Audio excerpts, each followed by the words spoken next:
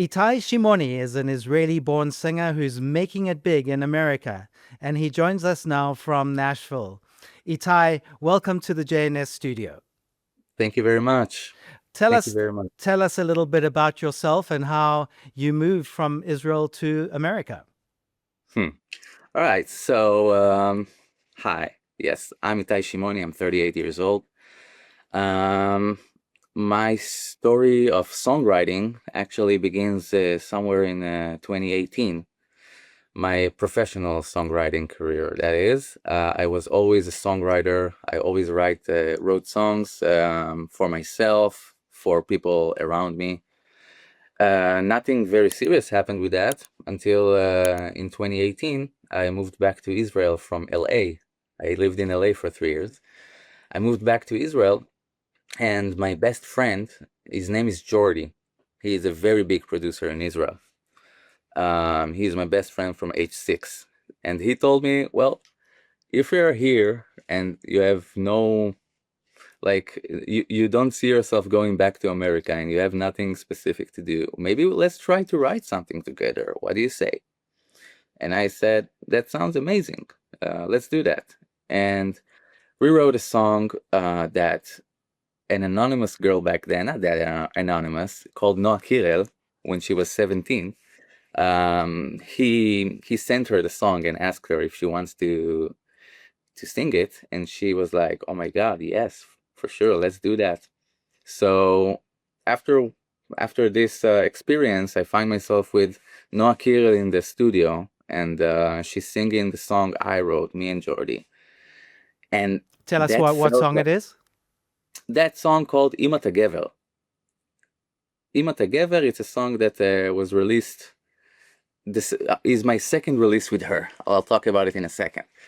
So at that moment, I told myself, this is what I want to do. I want to write songs. I want to make people happy. I want to make people say that song was written about me. And I decided that this is what I'm doing full time. Now, my first song that was published, that was released, called Pouch by Noa Kirel. Me and Jordi and our friend Ron Beaton, we continued working together until we had a song, Pouch, and she released it, and it was a big hit in Israel in 2019. After that, she released Ima Gever, which was also very successful. And since then, this is what I do. I write songs. In 2023, me and my wife decided that we want to move to America. So at first we moved to Boca Raton because my dad and my sister live there. And we just thought it's a soft landing. But after a year there, I told her, listen, I need to make music. There is no music in Boca Raton. And I'm bored. I really need to make music. So she asked me, where do you want to go? You want to go to LA?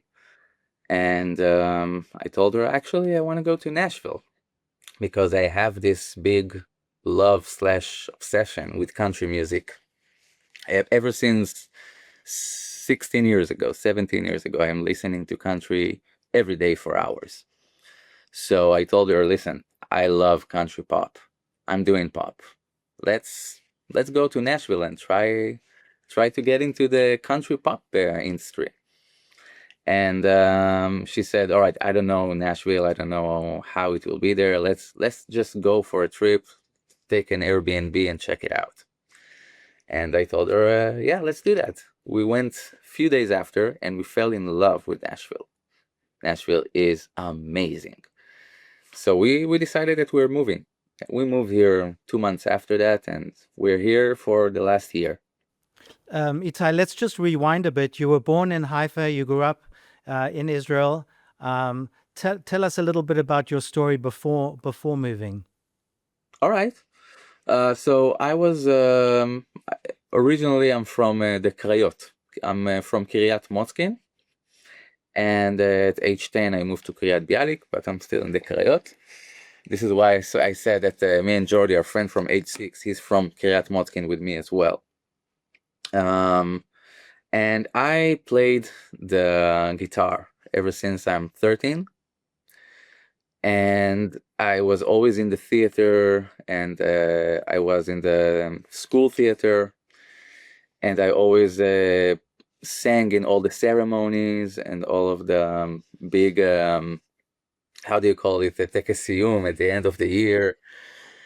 Um, And you were in the IDF band as well, were you not?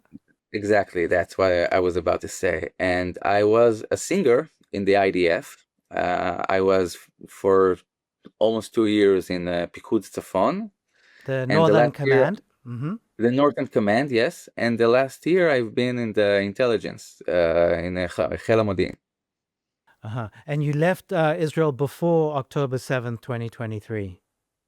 Yeah, I lived in LA for 3 years from 2015 until 2018. That was my experience with living abroad.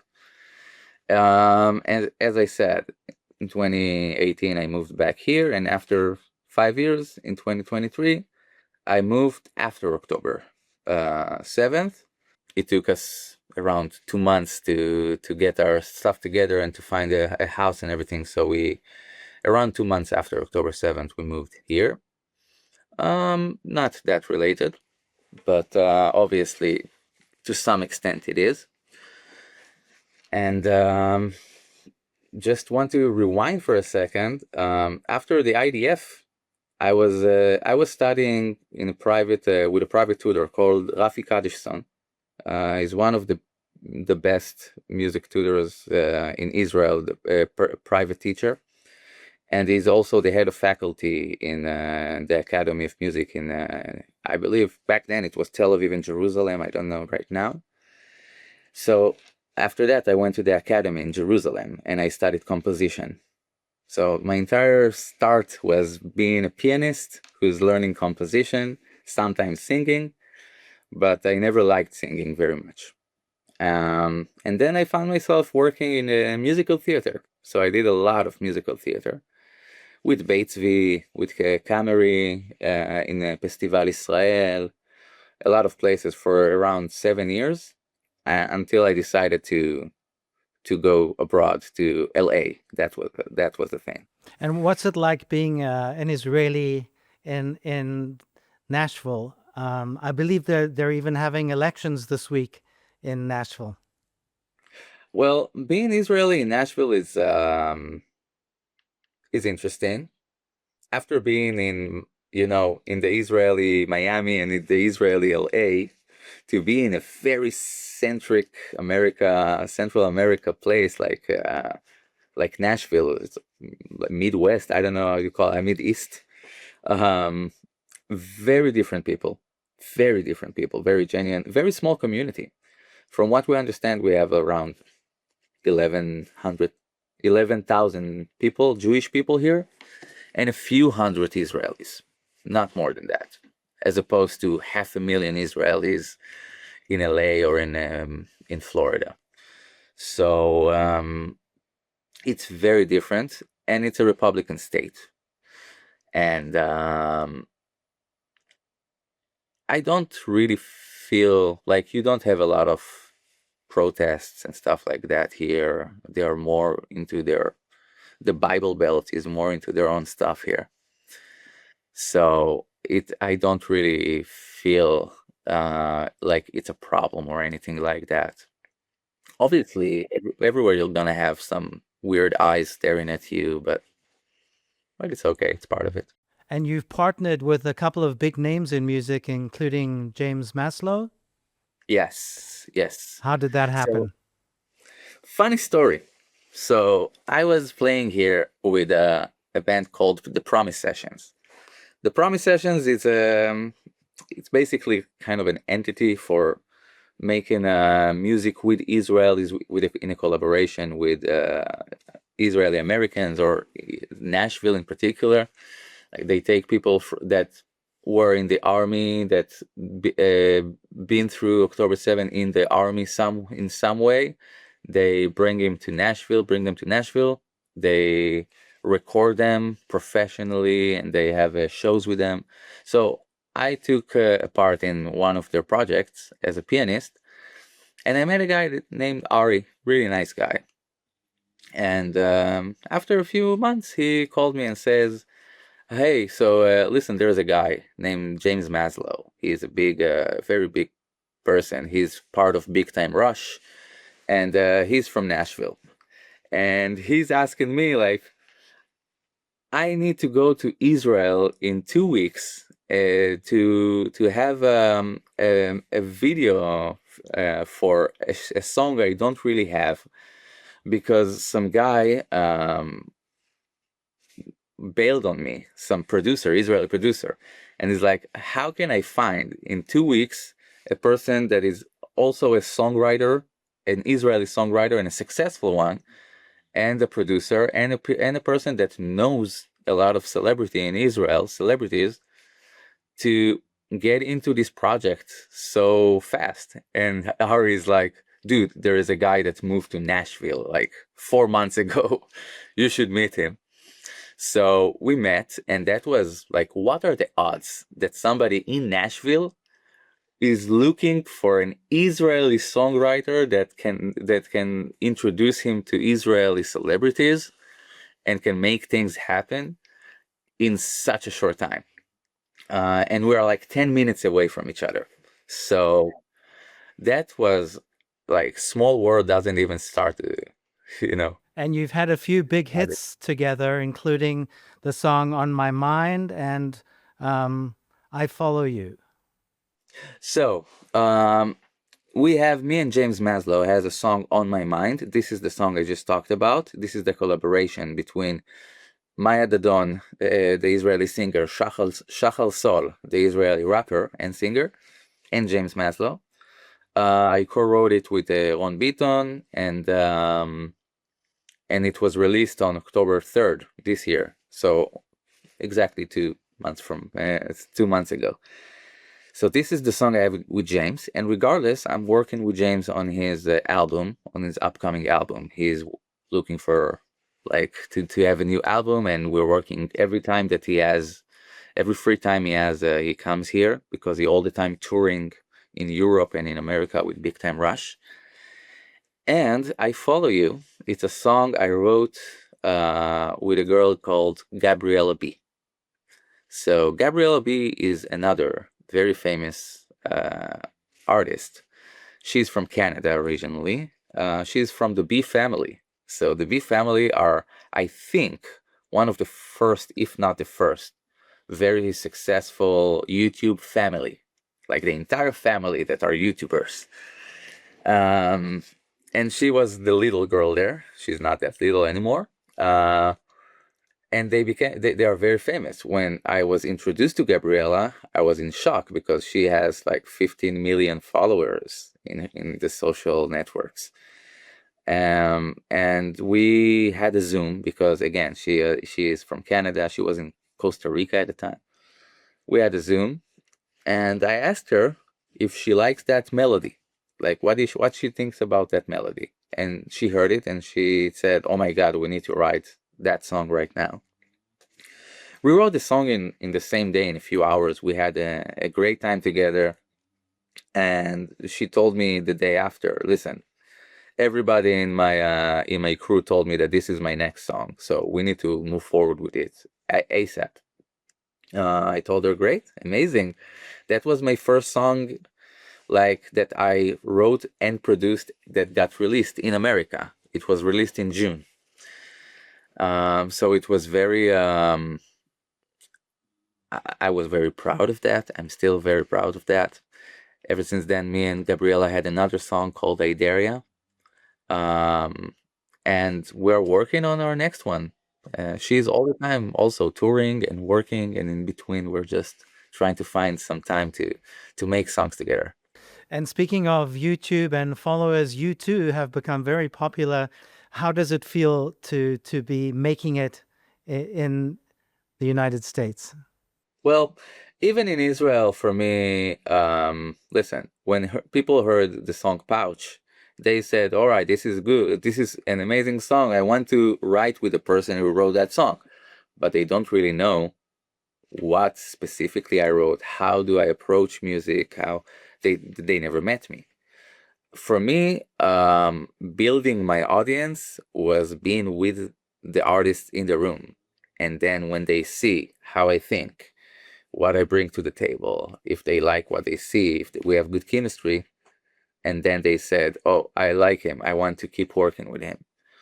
Do that for a few years, and you have a lot of people that want to work with you if you have good chemistry. So for me, building myself, even here in America, the people here that do love working with me came here to my studio to work with me. And we both fell in love with the chemistry we had. And they like what I bring to the table. They think I bring good top lines, or I think very accurately about pop music or how to approach it. Or so you have one more person like that, and one more person, and eventually, what I hope for is that in a few years from now, I will know the entirety of Nashville, and hopefully, a lot of them will want to keep calling me back. Absolutely. And how would you describe your music? It seems to me, after listening to it, that it's very uplifting.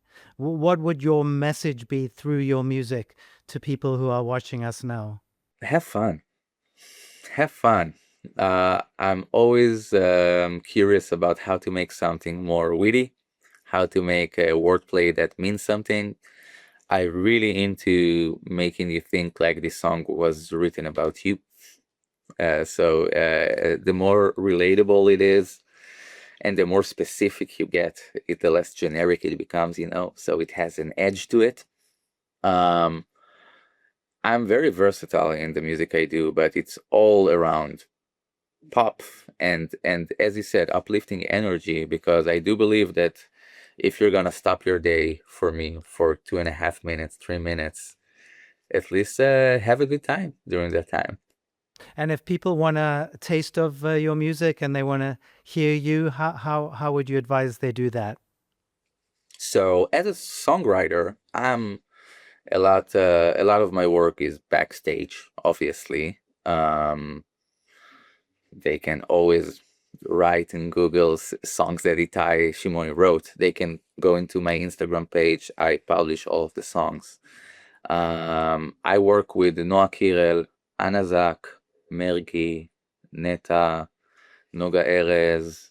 In America, I also had a song with Alec Benjamin, who is a very famous singer in America.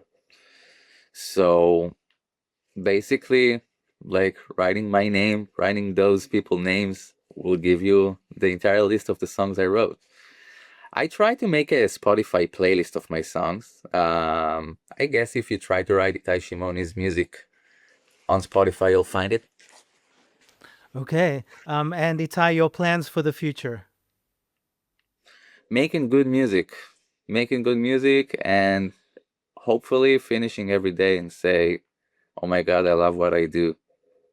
Because so far, this is what I'm saying every end of the day. I want to keep saying that, and I want to make music that come to that approach to a lot of people, that a lot of people say, "Hey, this song wrote about me, it was written about me." So I want to do it until I just can't, you know. Well, Itai, we wish you all the best and we wish you shalom from Jerusalem. Shalom, shalom uvracha, toda rabba. Thank you for joining us. Thank you.